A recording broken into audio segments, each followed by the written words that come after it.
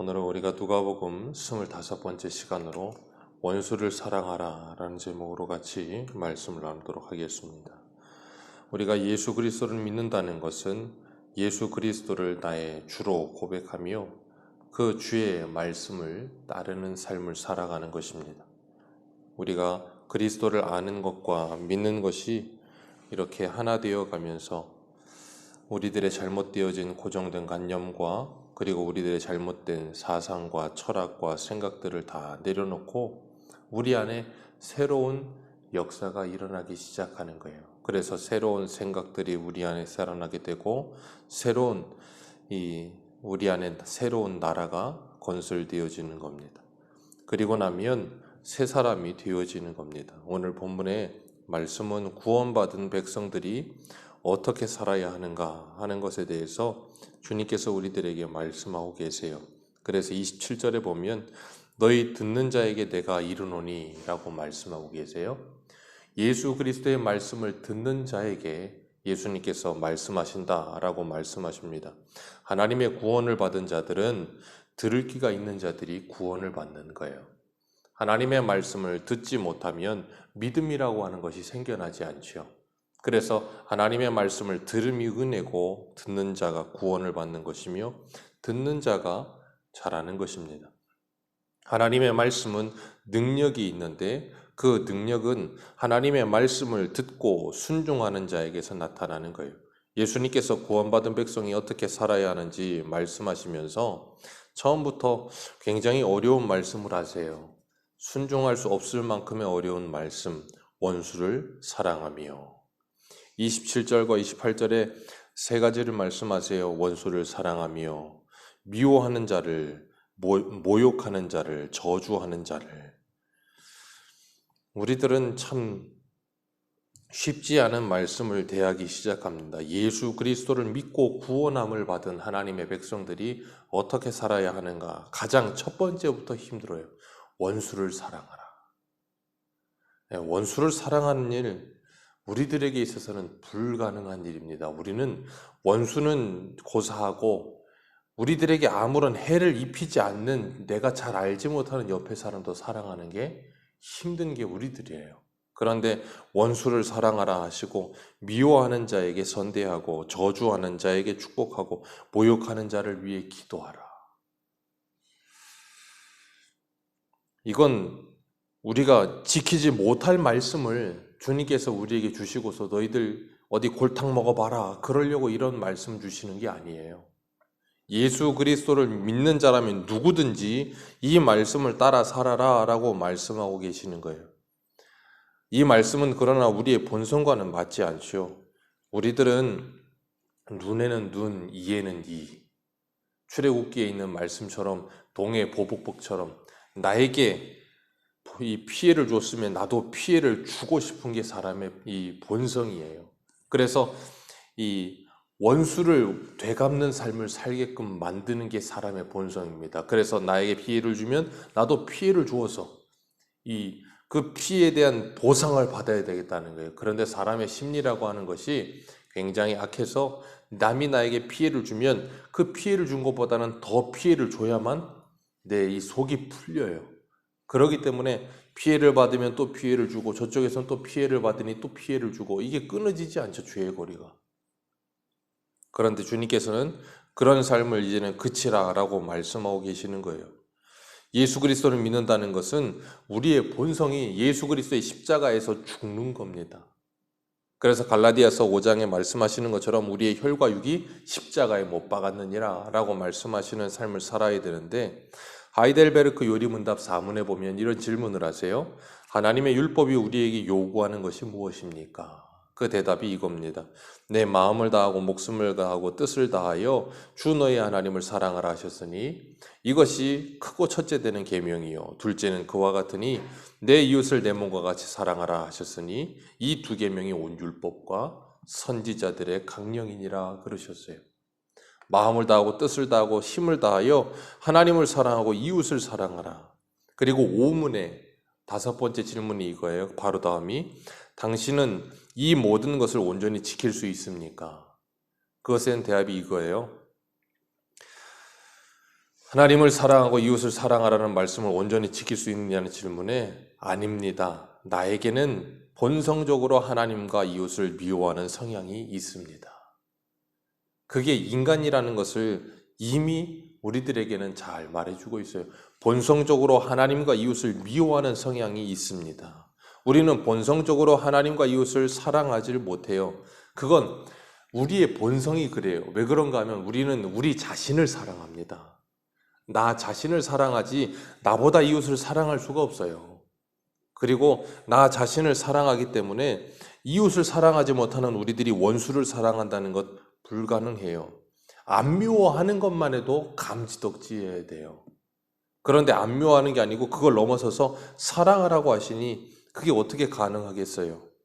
그런데 하나님께서는 이 율법을 지키라고 우리에게 주셨는데 우리에게는 이 율법을 지킬 만한 능이 없어요. 그래서 로마서 3장 19절과 20절에 보면 이렇게 말씀하세요. 우리가 알거니와 무릇 율법이 말하는 바는 율법 아래 있는 자들에게 말하는 것이니 이는 모든 입을 막고 온 세상으로 하나님의 심판 아래 있게 하려 함이라. 그러므로 율법의 행위로 그 앞에 의롭다 하심을 얻을 육체가 없나니 율법으로는 죄를 깨달을 뿐이니라. 아멘. 이 율법을 왜 주셨다고요? 모든 입을 막고 온 세상으로 하나님의 심판 아래 있게 하려 하심이라. 그렇기 때문에 율법을 들을 때마다 우리가 뭘 해야 되는가 하면 우리의 죄를 깨닫고 발견해야 되는 거예요. 무엇인가 하면 내 안에 사랑 없음을 발견하는 거예요. 내 안에 사랑 없음을 발견하면서 하나님이 주신 계명 앞에 우리들이 얼마나 다른 사람을 사랑하지 못하며 우리가 얼마나 이기적인 존재인지를 분명하게 알아야 되는 거예요. 그런데 유대인들은 자신들이 이 율법을 잘 지키고 있다고 말을 하지요. 그래서 이 부자 청년이 와서 예수님께 뭐라 그래요? 내가 무엇을 하여야 구원을 얻으리이까? 영생을 얻으리이까? 예수님께서 계명들을 쭉 말씀하시니까 그 청년이 뭐라 그래요? 이런 것들은 우리들은 누워서 떡 먹기입니다. 어려서부터 다 지키는 것들입니다. 그러니까 주님이 뭐라 그러세요? 네 소유를 다 팔아. 나누어주고 너는 나를 따르라. 주님께서 율법을 지켜라 그랬더니 그들은 율법을 지켰습니다라고 말을 해요. 그랬더니 예수님께서 보셔서는 뭐라 그러세요? 산상수훈에서 너희들이 율법을 지켰다라고 말을 하지만 네 형제를 미워하는 것이 이미 살인이다. 네가 다른 사람들을 바라보고 음욕을 품는 것 자체가 이미 간음이다. 네가 다른 사람들의 물건을 훔치지 않아도 훔치고 싶은 마음이 드는 것이 이미 도둑질이다. 하나님께서 그들의 행동으로 짓지 않는 그들의 마음과 생각으로 드는 모든 생각과 마음까지도 죄라고 말씀해 버리셨어요. 그러니까 그 앞에서 어느 누구도 자유로울 사람은 없어요. 그래서 로마서에 뭐라 그러세요? 의인은 없나니 하나도 없으며. 하나님께서는 이미 시작부터 우리에게 뭘 하시는가 하면 이 세상의 어떤 존재도 스스로 자신의 힘으로 아니면 자신의 무엇으로 구원을 받을 수 있는 근거가 있는 사람은 아무도 없다는 걸 확인시키시는 거예요. 그리고 뭐 하는가 하면 우리는 오직 예수 그리스도만이 필요하다는 걸 깨닫게 하세요. 그래서 로마서 10장에 주님이 그러시잖아요. 이 세상을 하나님의 심판 아래 두신 이유는 하나님의 긍휼을 경험하게 하려 하심이라. 하이델베르그 유리문답의 그 율법의 요구가 우리의 본성적으로 지키지 못할 만한 그런 모습이라는 걸 알게 하셔서 육문부터 나오는 게 뭐냐면 우리의 비참함을 깨닫게 해요. 그리고 난 다음에 나오는 이 질문이 뭐냐면 우리에게는 그래서 구원자가 필요합니다라고 우리 스스로가 고백하게 만들어내는 거예요. 그렇기 때문에 어느 누구도 예외 없이 예수 그리스도가 필요한 거예요. 그래서 로마서 5장 6절에 보면 이렇게 말씀하세요.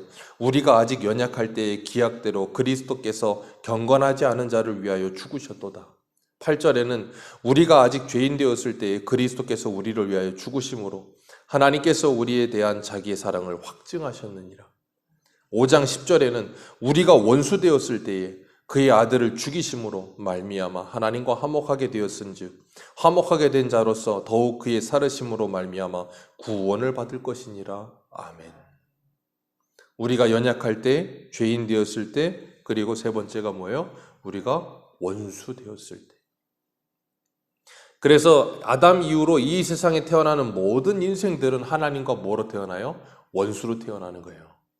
이 땅에 날 때부터 하나님과 원수로 태어나서 하나님과 적대적인 관계 속에 있는 본성을 가지고 나와요. 그래서 우리는 모두가 다 누가 필요해요? 예수 그리스도가 필요한 거예요. 예수 그리스도 외에는 어느 누구도 하나님과 화목할 수 없는 존재라는 걸 철저하게 알게 하시. 그게 인간의 비참이에요. 그게 인간의 가난함입니다. 그렇기 때문에 그것을 깨닫게 되어지고 그걸 만난 사람은 오직 예수 그리스도만을 붙들게 되어 있는 거예요. 그래서 하나님께서 우리로 하여금 우리의 연약함과 우리의 모자람을 분명하게 보게 하셔서 그 하나님의 사랑이 얼마나 위대하고 큰 것인지를 뼈저리게 느끼게 하시는 거예요. 그렇기 때문에 우리는 내 안에 사랑 없음을 발견할 때마다 사랑이신 하나님 앞에 엎드리는 거예요. 왜요? 요한일서에 말씀하시기를 우리가 사랑하면 그가 먼저 우리를 사랑하심이라 그러셨거든요. 하나님의 사랑을 받지 못하면 사랑이라는 게 우리에게서 나오질 못해요. 어떤 사랑이냐면 이기적이지 않은 사랑. 이 헬라어로 보면 아가페적인 사랑, 신적 사랑. 그러니까 무조건적인 사랑이라고 하는 게 나올 수 있는 방법은 하나밖에 없어요. 하나님께로부터 그 사랑을 받아야 돼요. 하나님께로부터 그 사랑을 계속해서 공급받지 않으면 우리는 우리 스스로가 그 사랑이 우리 안에서 발현되지 않아요. 그래서 우리는 날마다 예수 그리스도의 십자가를 묵상하는 것이고 그 하나님의 은혜를 묵상하는 것이고 그래서 우리가 하나님의 원수였던 우리들을 하나님이 사랑하시고 그 아들을 십자가에 죽이심으로 우리에게 그 사랑을 확증하여 주신 그 은혜를 묵상하면서 그 은혜에 감사하는 자가 되어 사랑의 빚진 자로 살아가기 시작하는 거예요. 그렇게 될 때라야 이 말씀이 우리 안에서 지켜지게 되어지기 시작하는 거예요. 이것이 가능한 것은 하나님의 은혜입니다. 그래서 고린도후서 5장 17절에 그러잖아요. 그런즉 누구든지 그리스도 예수 안에 있으면 새로운 피조물이라. 이전 것은 지나갔으니 보라 새 것이 되었도다. 그게 뭐예요? 새 부대에 새 수를 담는 거예요.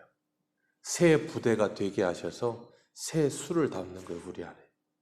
그래서 예수님이 요한복음 14장 15절에 그러셨어요. 너희가 나를 사랑하면 나의 계명을 지키리라. 그리고 이 말씀대로 원수를 사랑하신 예수님께서는 십자가에 죽으시면서도 뭐라 그랬어요? 아버지여 저들의 죄를 용서하여 주옵소서. 저들이 하는 일을 알지 못하나이다. 그와 똑같은 기도를 한 사람이 누구예요? 사도행전의 스데반 집사예요. 자신을 향하여 자신을 죽이겠다고 돌을 던져요. 그런데 그 돌을 맞으면서 하늘을 우러보고 하나님께 기도하기를 저들을 용서하여 주옵소서. 그건 인간적으로 불가능해요. 우리의 본성과도 맞지 않아요. 어떻게 가능하다고요? 하나님의 영으로 말미암아 가능해지는 일이에요. 그래서 그것이 하나님의 역사하심이라고 하는 것입니다. 그래서 오늘 본문에 주님께서 31절에 이렇게 말씀하세요. 남에게 대접을 받고자 하는 그대로 뭐하라고요? 남을 대접하라. 이 세상 사람들은 황금률이라고 말하기도 하는데 대접받고 싶은 대로 남을 대접하라. 그리고 32절 같이 읽습니다. 시작. 너희가 만일 너희를 사랑하는 자만을 사랑하면 칭찬받을 것이 무엇이냐? 죄인들도 사랑하는 자는 사랑하느니라. 아멘. 죄인들도 나 좋아하는 사람 좋아하고 나 사랑하는 사람 사랑. 그건 본성적으로 그래. 그러시는 거예요. 그러면서 33절에도 선대하는 자만 선대하고 칭찬받을 것이 무엇이냐? 나 선대해 주는 사람 선대하는 건 누구든지 한다. 주님께서는 그런 것을 우리에게 바라지 않으세요. 그죠? 그리고 뭐라 그러세요? 34절에 죄인들도 그만큼 받고자 하여 죄인들에게 구워주느니라. 이 32절, 33절, 34절이 31절에 매여 있어요. 그러면서 35절에 뭐라 그러세요? 오직 너희는 원수를 사랑하고 선대하며 아무것도 바라지 말고 구워주라. 그러면 너희 상이 클 것이요 또 지극히 높으신 이 아들이 되리니 그는 은혜를 모르는 자와 악한 자들에게도 뭐 하시니라? 인자하시니라. 마태복음에 뭐라 그러세요? 악인과 선인에게 햇빛을 비추시며 비를 내리시며 동일하게 은혜를 베푸신다. 그렇게 말씀하세요. 그래서 사도 바울은 로마서 12장에 보면 12장 19절에서 21절에 이렇게 말합니다. 내 사랑하는 자들아, 너희가 친히 원수를 갚지 말고 하나님의 진노하심에 맡기라. 기록하였으되 원수 갚는 것이 내게 있으니 내가 갚으리라. 주께서 말씀하시니라. 내 원수가 줄이거든 먹이고 목마르거든 마시게 하라. 그리함으로 내가 숯불을 그 머리에 쌓아 놓으라. 악에게 지지 말고 선으로 악을 이기라. 주님 우리에게 그러세요. 악에게 지지 말고 선으로 악을 이겨라. 악에게 지지 말고가 뭐예요? 악을 악으로 갚지 말고. 너희들이 악을 악으로 갚겠다고 너희들 스스로가 그 속이 악한 자가 되어 하나님의 나라를 잃어버리지 말고. 그 하나님의 나라를 잃어버리지 말라는 거예요.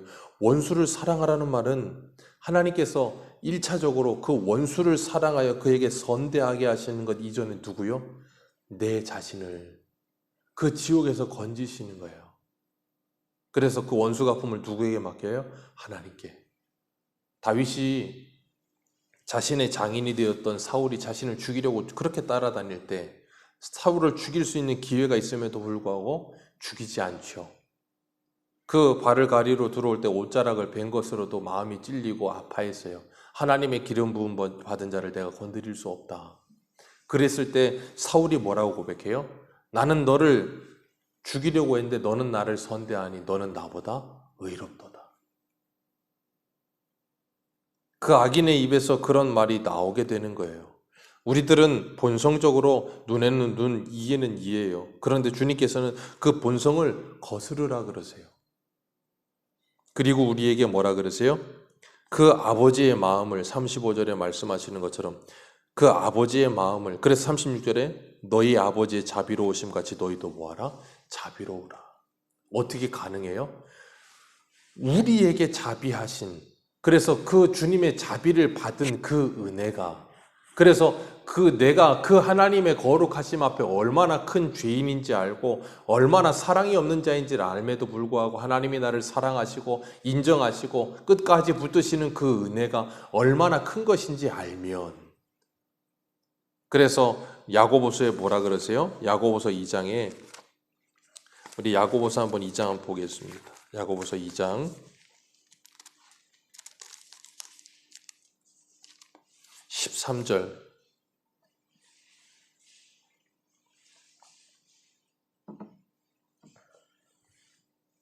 야고보서 2장 13절입니다. 우리 같이 읽겠습니다. 시작. 긍휼을 행하지 아니하는 자에게는 긍휼 없는 심판이 있으리라. 긍휼은 심판을 이기고 자랑하느니라. 긍휼은 심판을 이기고 자랑하느니라.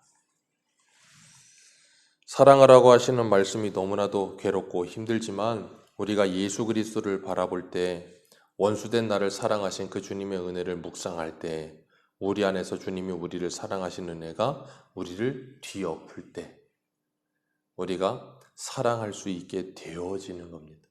사랑해야 된다고 결단하고 다짐해서 되는 일이 아니에요. 그래서 오늘 본문에 뭐라 그러세요? 28절 같이 읽습니다. 시작.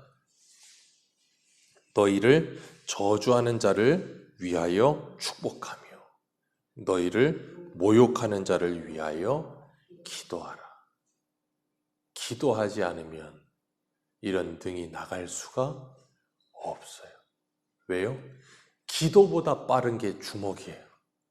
기도보다 빠른 게 우리 본성이에요.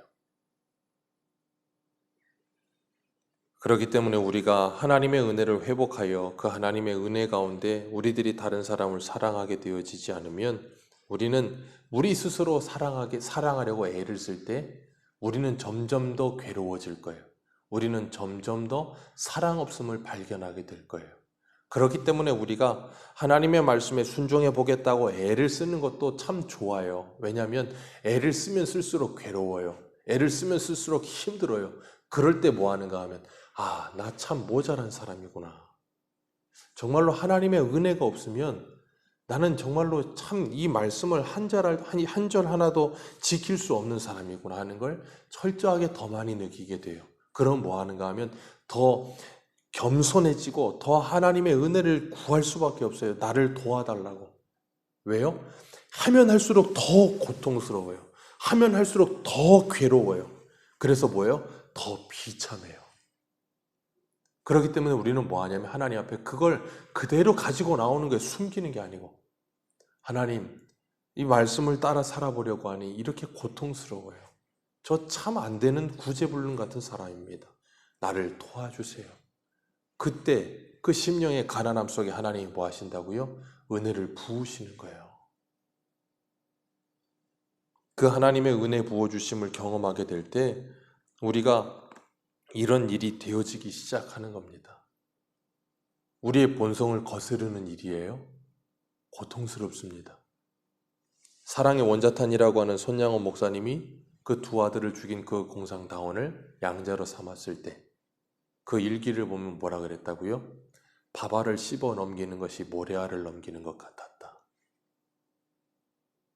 그건 우리가 어떻게 헤아릴 수 없는 마음이에요. 그러나 하나님의 말씀이기에 순종하려고 모래알을 씹어 삼키는 삶을 사셨어요. 그러면서 뭐 했겠어요? 부도니도 죽도록 기도하셨겠죠.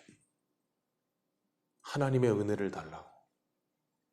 그 나병 환자들에게 가서 그 살이 썩은 내가 나는 그들을 품을 때 손양호 목사님이 기도하기를 구역질이 나는 이 악취가 향기로 변하게 해달라고 기도를 했어요. 예수를 믿으면 갑자기 무슨 구역질 나는 그 살 썩은 냄새가 향기로워지지 않아요. 예수를 믿고 거기에 가도 그걸 어떻게 견딜 수가 없어요. 그래서 하나님께 기도하는 거예요. 그럴 때 하나님께서 우리에게 그런 능이 나오게 하세요. 그래서 정말로 약할 때 강함 되시는 그 하나님을 경험하게 하세요. 그리고 우리로 하여금 선으로 악을 덮을 수 있게 하세요. 우리를 조롱하는 자, 우리를 핍박하는 자, 우리를 미워하는 자, 우리를 모욕하는 자, 그들을 위해 기도하고 축복하는 일 불가능해요. 그래서 우리는 괴로움 속에 하나님 앞에 엎드리는 거예요. 그 엎드려서 우리의 본성대로 하나님 앞에 대들기도 하고 우리의 본성대로 하나님께 화도 내기도 하고 그러다 보면 뭐 하는가 하면 그 기도하는 가운데 하나님께서 우리에게 하나님의 은혜를 부으세요. 그리고 나면 나 같은 죄인 살리신 그 하나님의 은혜가 어떤 건지를 알게 되어져요. 그럴 때라야 이 말씀이 하나님의 말씀으로 내게 들려지고 받아져서 하나님의 뜻이 이루어집니다. 우리가 오늘도 우리 안에 우리의 본성대로 저주를 쏟는 인생이 아니라 축복하며 기도할 수 있는 성령의 소욕이 우리 안에 강력하게 역사할 수 있게 해달라고 기도하는 이 아침 되시기를 주님의 이름으로 축복합니다. 그렇게 될 때 저 세상의 사람들이 우리를 통하여 예수 그리스도를 보게 될 거예요. 예전에 그 비폭력 평화주의자라고 하는 간디, 인도에 있는 그 사람이 그런 말을 했어요. 그 사람이 감옥에 갇혀서 산상수훈을 그렇게 많이 읽었대요. 그리고 그 사람이 하는 말이 나는 그리스도를 사랑하지만 그리스도인들은 싫어한다. 네, 굉장히 우리에게 뼈를 치는 말이에요. 나는 그리스도는 사랑하지만 그리스도인들은 싫어한다. 오늘날의 세상이 마치 그런 것 같아요. 우리가 그 세상 앞에 정말 그리스도인으로 서는 우리 모두 되시기를 주님의 이름으로 축복합니다. 기도하겠습니다.